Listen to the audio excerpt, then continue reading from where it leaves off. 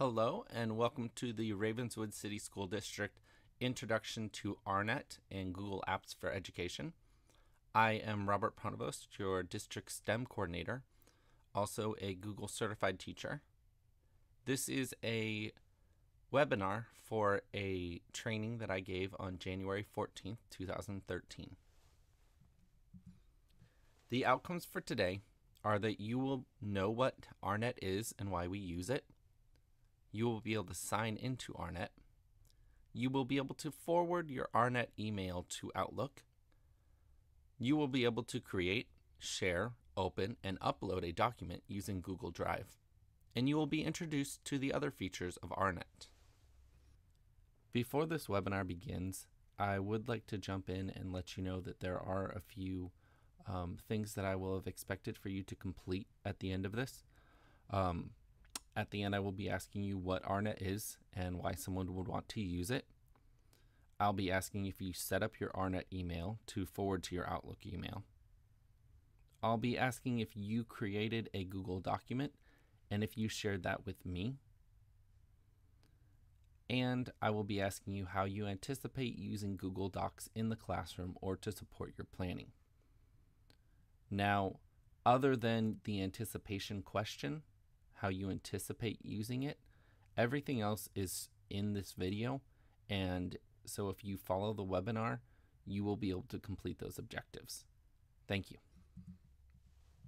Before I begin to explain RNet and what it is, I have a short video to explain Google Docs and how it differs from other products you might have used in the past. Home is where we keep the things we need. Whether it's a lawnmower or a coffee pot, it has a home in our lives. Of course, our documents are no different. For years, they lived on our computers. Each person has their own computer-based home for documents. When we need to share a document, we usually attach it to an email and send it to a friend's or coworker's computer home. Here's the problem. When you attach a document to an email, copies are created. Consider this. If you send an email attachment to 3 people, the same document will exist in 4 different places. That's a problem. There's a better way, and it means saying goodbye to messy email attachments. This new kind of home isn't on your computer, it's on the internet.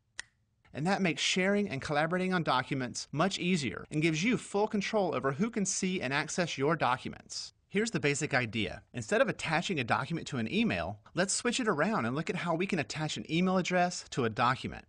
Meet Sam. Sam is the editor of a neighborhood newsletter called the Oak Tree View. She works with local writers who would like to publish articles in the newsletter. Sam loves her job, but often feels frustrated when time is wasted managing all the articles. It's a familiar problem. Each month, writers send her draft articles as email attachments. She reviews them and sends them back with comments. One article might create 6 different versions of the same file, not to mention countless emails. Sam often feels buried by all the email attachments. She finds it hard to keep track of all the versions being sent to her from the writers. As the deadline looms, frustration rises. Something has to give. Sam decides to try something new, Google Docs. Here's what happens. First, she visits the Google Docs page and creates a free Google account. She logs in, and because some articles were already written, she uploads the current drafts right from her computer. With a snap, Google Docs turns the offline articles into online versions. Now, all she needs to do is invite the writers to collaborate on the documents. Here's how. She clicks Share, inserts email addresses, and clicks Invite Collaborators.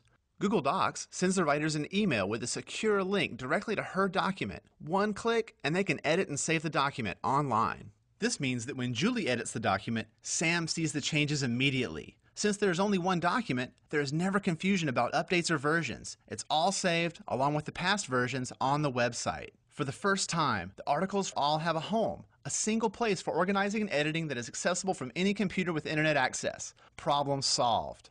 What's really cool is that this problem isn't just solved for documents, but also spreadsheets and presentations. All 3 can now have a secure home on the web that works exactly like Sam's documents. Sam is relieved. Without having to deal with attachments, multiple versions, and all that clutter, she can be an editor instead of a document master. And for the next newsletter, not a single email attachment is sent, and Sam beats the deadline by a week. Sharing documents made simple, and all for free. Google Docs rocks. So as this explained, basically Google Docs is an online or cloud-based version of Microsoft Word or any other editing software you might have used perhaps PowerPoint, Excel, OpenOffice. So cloud-based means that it's not stored on your computer. It's also not stored on our district servers, but it's stored on Google servers. So I could log into the computer I'm at right now, create a file in RNet, go onto my computer at home, log into RNet, and access that same document. And any changes I made will be reflected when I go and log in at work or anywhere else that I may log into this same RNet account. So it makes it really convenient because you don't have to carry a single computer back and forth if you happen to have another computer at home. You don't have to worry about if your hard drive crashes. Now, you still do for any documents that are not in Google Docs. But for those that are in Google Docs, they are there. So if anything happens to your computer, they are still there, and you don't have to worry about losing them. Now, we have our own district Google Apps domain. This is called RNet. The reason for that is to differentiate between our Outlook email and the website that other people will access when they want to look at our district, which is ravenswoodschools.org. And I'll show that to you in just a moment. So this right here is ravenswoodschools.org. This is what others see when they look up Ravenswood City School District. Now, our email is also through ravenswoodschools.org, which is different than RNet, which is our Google Apps, which is ravenswoodschools.net.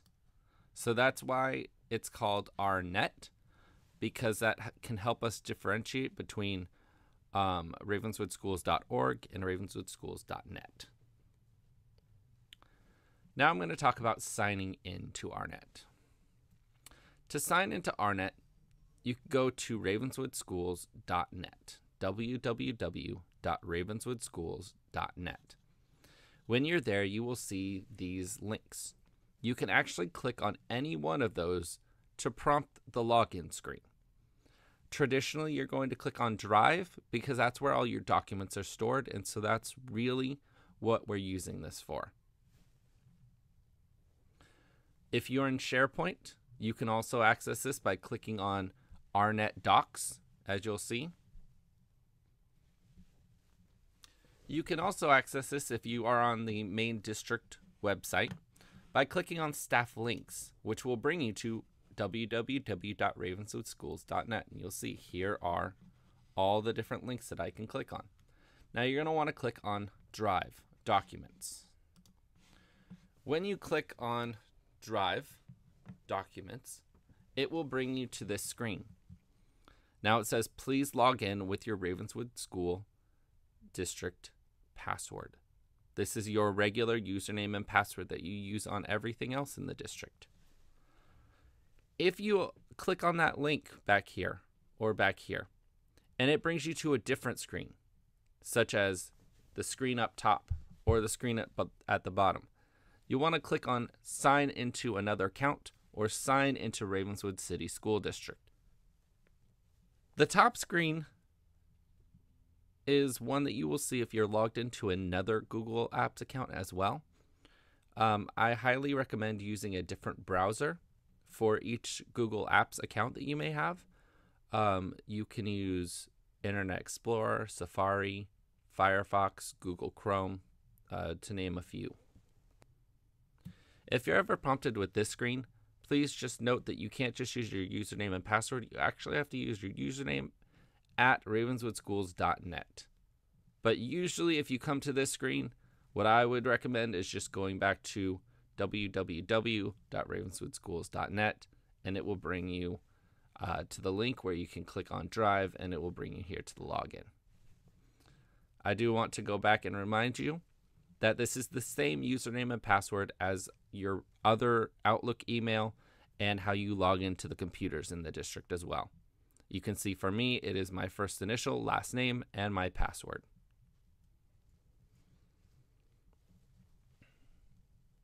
If you have not done this yet, I'd recommend that you try to log in, because the next thing I'm going to do is take you through your email. Feel free to pause this right now and even rewind to go step by step. Okay, now that you have tried and you have successfully logged into RNet, the next step is I'm going to take you through your email, because we are going to set up forwarding. So everything that is sent to this email goes automatically to your Outlook. To get to mail, you can go to mail.ravenswoodschools.net. You can click on the link on www.ravenswoodschools.net, or if you're already logged in, say just now you tried to log in, you went into Drive, you can actually at the top on that black navigation bar, you can click on Mail and it will direct you to your RNet email.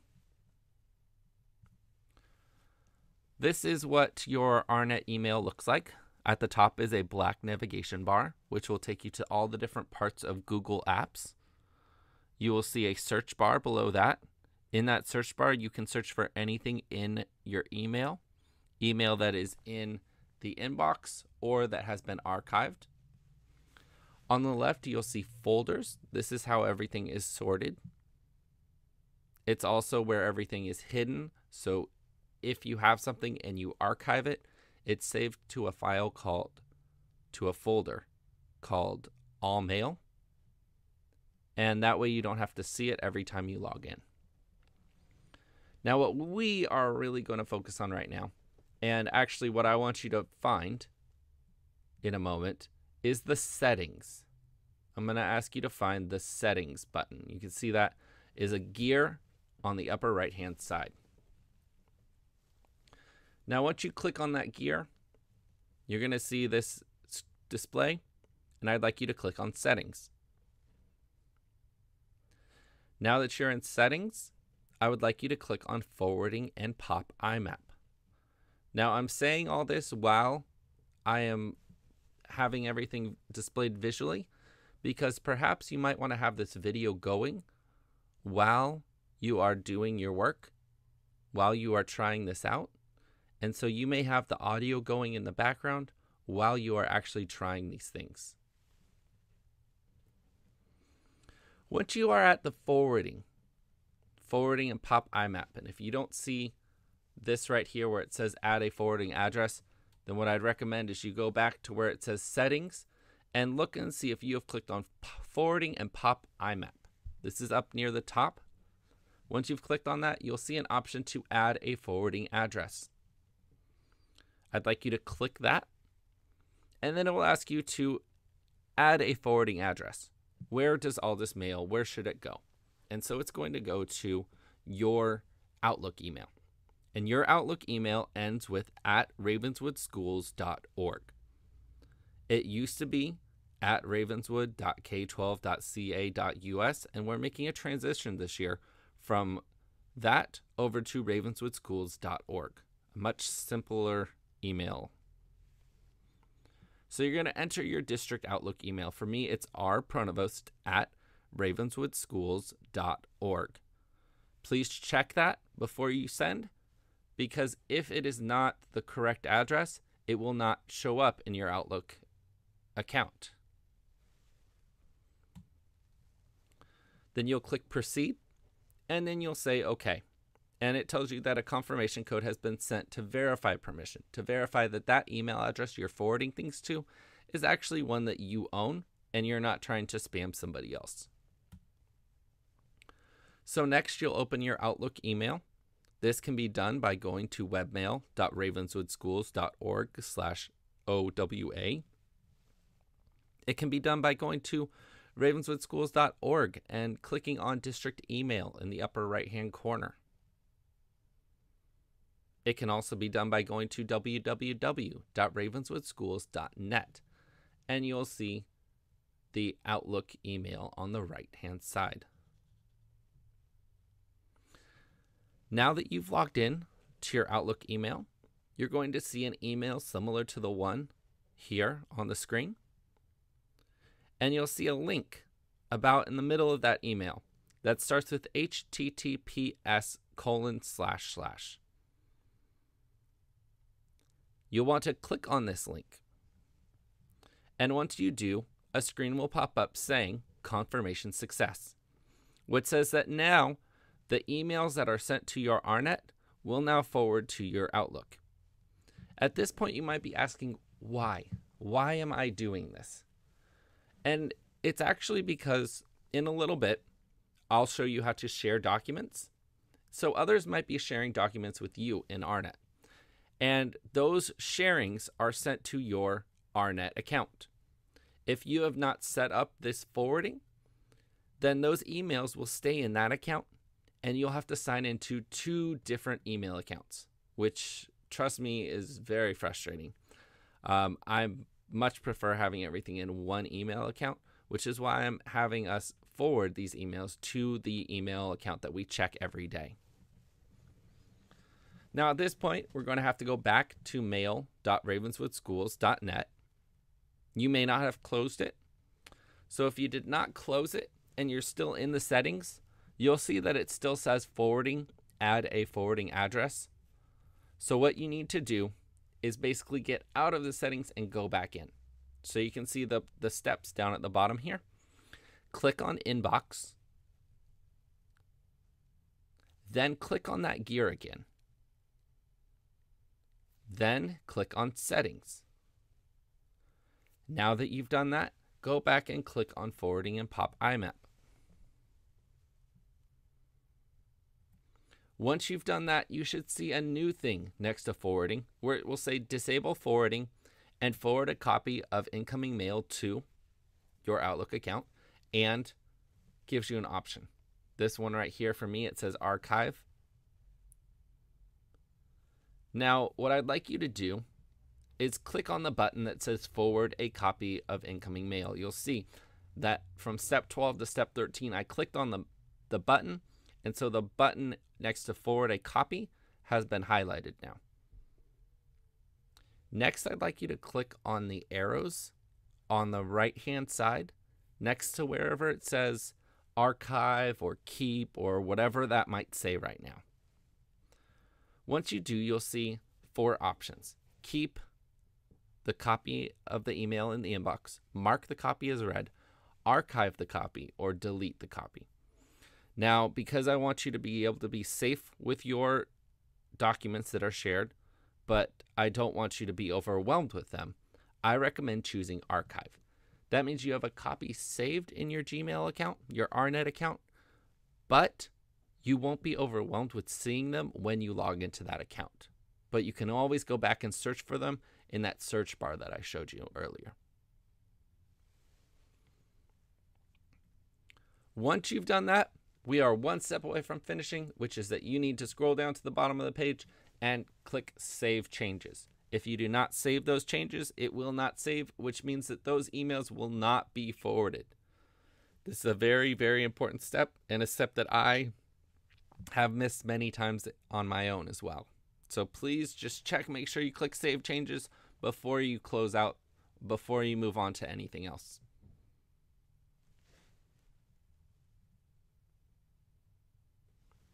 Okay, now to switch gears, I'm going to talk about creating an RNet or Google document.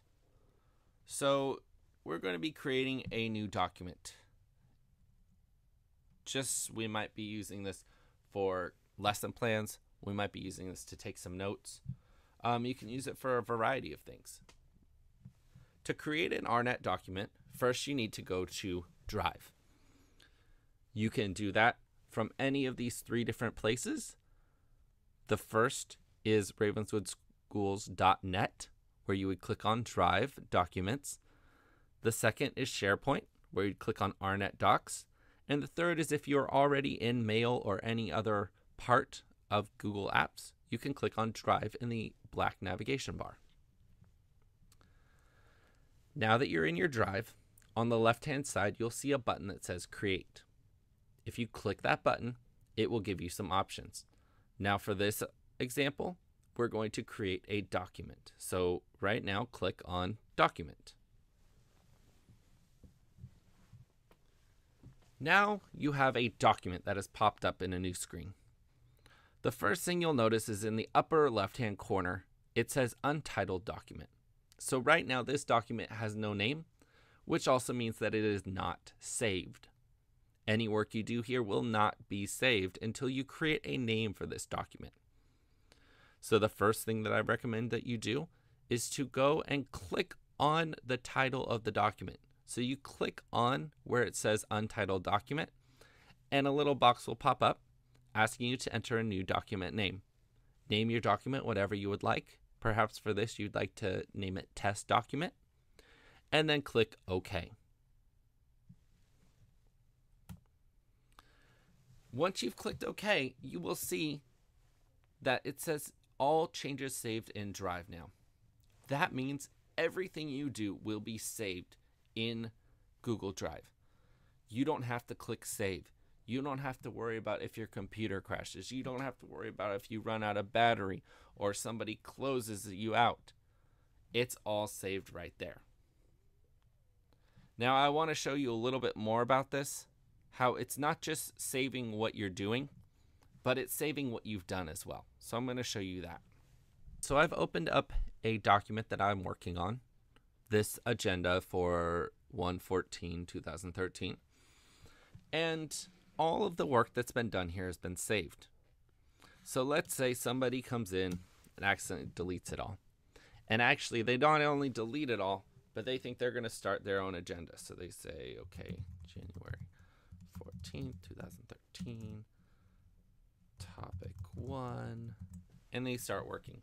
But I go back and I say, whoa, somebody has changed this. This is not what I wanted. Or maybe you even go back and you do this work and you realize, this is not what I wanted. I want to go back to what I had before. So there's actually an option of clicking File, See Revision History. This allows you to see all the revisions that have taken place. I can click on each one, and I can see the changes that each person made. They're color-coded, which makes it really easy to see what I want and who made it. Now I want to revert back to this version, so I'm going to click here where it says Restore this version. Now this version is here. But even that work that somebody else did is still here. I can go back and see, oh, somebody had written this other thing. I can restore that if I want to. But I'm happy with the way it looks right now, so that's it. Okay. So again, everything is saved. All those changes are saved. You don't have to worry about that. Now I'm going to show you how to share an RNet document. How to share that document that you just created with other people. Before I do that, I have a quick little Google commercial to illustrate maybe a reason that you might be interested in sharing. This is 30 Rock's supposed attempts at using Google Apps.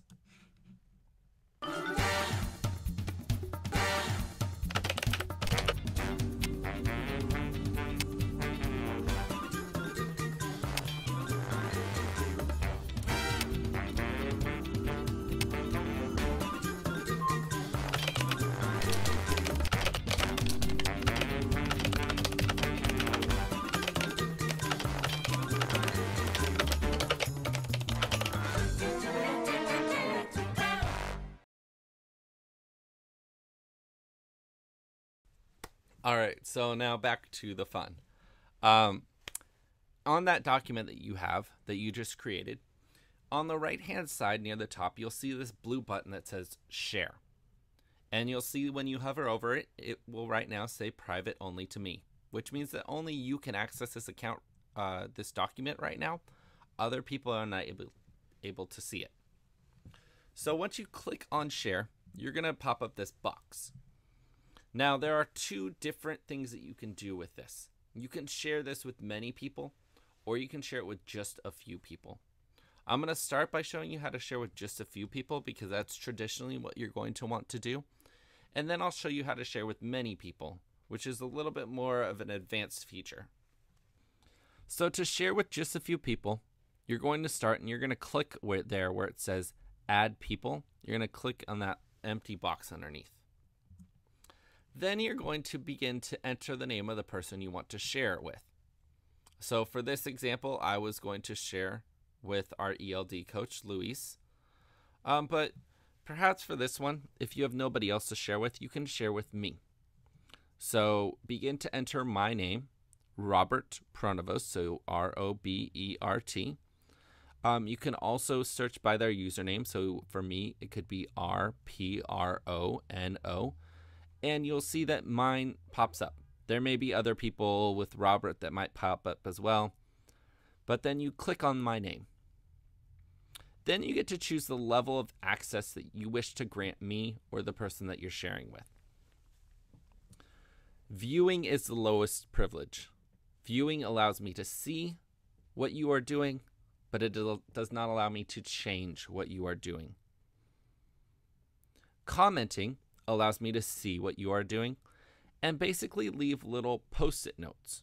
I can highlight a part of what you've written. I can't change it. I'm just highlighting it, and add a comment to the side. The next level is editing. Editing allows me to have all access to your document.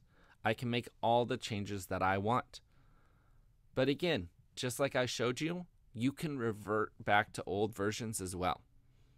So while I wouldn't share, say, my lesson plans with a student in my class because they could change it and there's no reason they need to have that kind of access, I would definitely share my lesson plans with my colleagues. And I would probably give them editing access so they could help me make them the best that they can, especially if they're on my grade level team and we're doing this collaboratively. This is also a great way. So everybody can contribute to lesson plans. You could all be in the same room. You could all have your computers, and you guys could all be typing on the same document at the same time, making revisions as you go. If you'd like to add a message, you can click there where it says add message, and you'll see that a little box pops up. You can say anything that you want. This is going to be included in the body of the email. So the person will get the email and it will give them a little bit of information about what you're sending to them. This is especially helpful if the title is not very clear of your document, or if this person's not expecting to get this from you. You might want to just explain what this is and what they're going to see when they get in there, and maybe even what you'd like them to do with what they see. Once you're finished, you can click share and save. That means that you are sharing this with that person. So perhaps right now, if you've entered in my name, you're going to be sharing it with me, and it saved the privileges for me. It will save that I have those rights to use your document in whichever way that you chose. Once you've done that, below in this area here, you will now see my name or whoever you've shared the document with, because it is an up-to-date list of those people you have provided access to. So you can always know who has access to which document. Now, this is a little bit more advanced. So right now I'm going to recommend, if you don't want to learn this part, you can skip ahead a little bit. But right now I'm going to show you how to share with many people. To share with many people, what you're going to do is you're going to click on that change next to where it says private, only the people listed below can access. You'll click on that blue word change. Once you click there, a new box comes up called the sharing settings. Now, this basically says it gives you 3 levels of visibility. The one it's already at is private, which means only you can see it, and people that you explicitly provide permission to. The second one is people at Ravenswood City School District with the link. That means anybody can see it as long as you give them the link. If you don't give them the link, they can't search for it and find it on their own. Ravenswood City School District means that anybody in the district who signed into the RNet account can find it by searching in their Google Drive. So traditionally, I would either keep it at private, or if you're going to share it with people, I would choose people at Ravenswood City School District with the link. This is if you're going to be sharing with the whole school site, and the information is not necessarily so private. If it is, I would keep it at private, because if you pass this document along to somebody else and you've chosen people at Ravenswood City School District with the link, that means that other people could pass that email along to other people within the district, and they can see it as well. So just be careful with that. Next, you choose the level of access. Again, you can choose view, comment, or edit. Once you've done that, click save.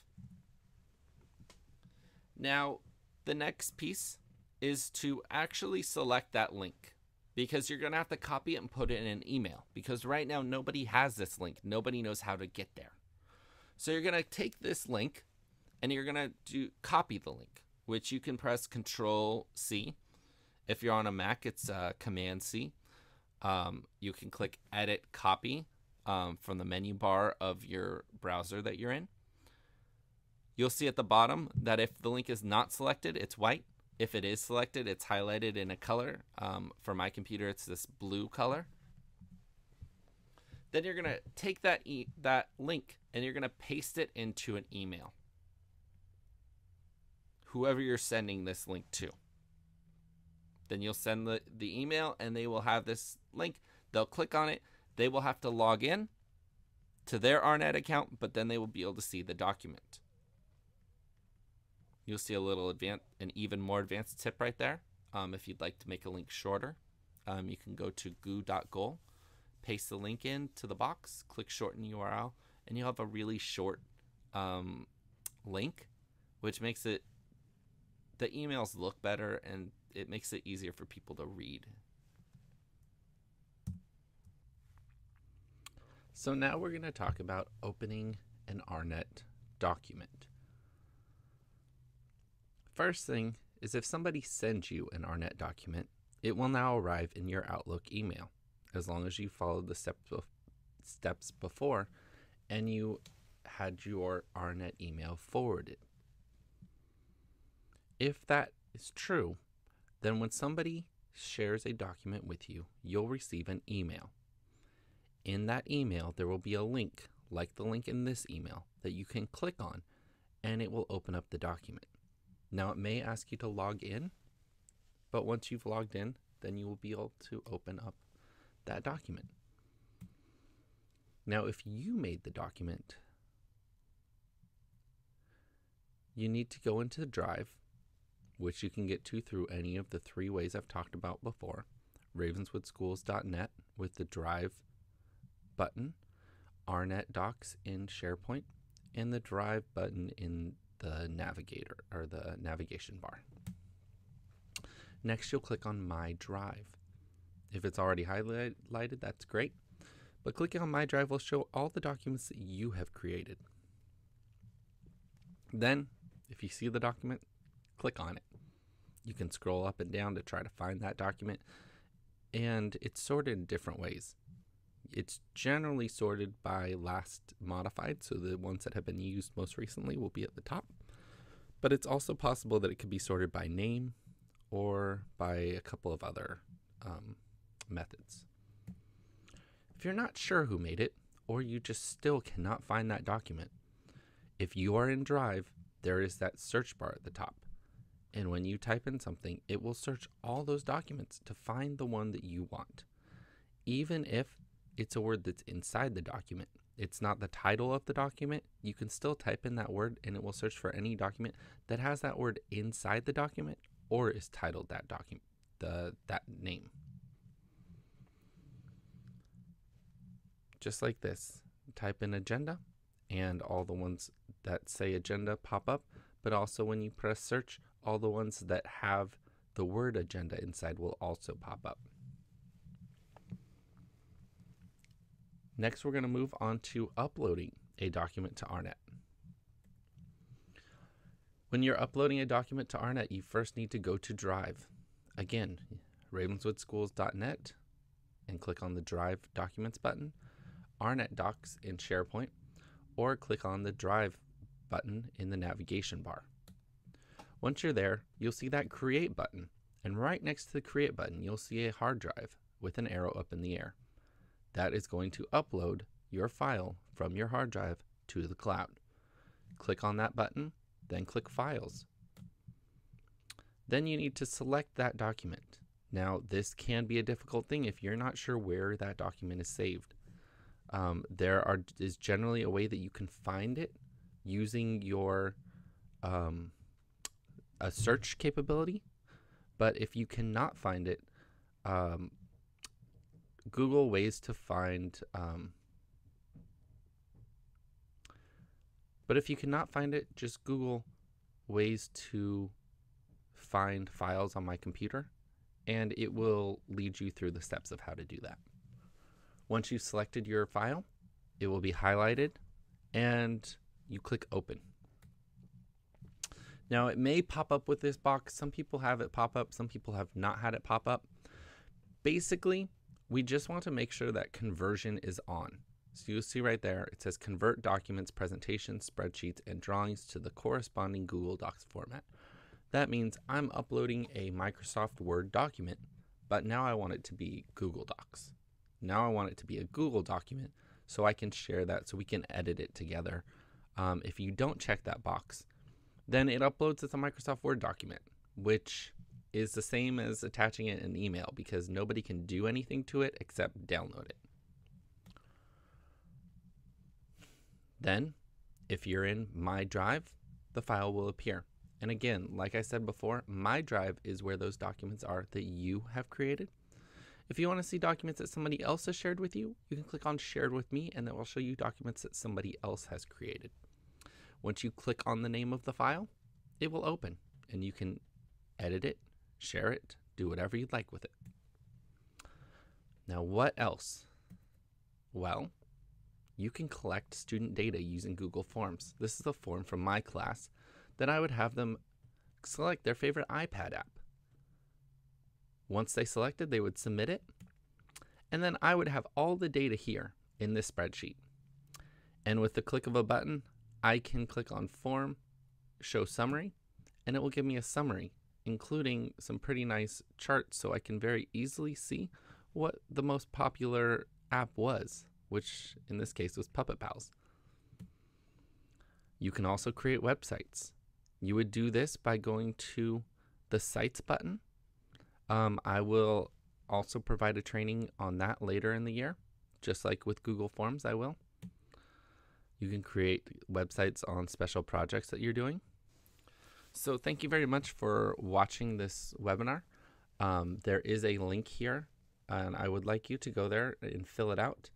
There are a few more steps to getting credit for this, but thank you for participating, and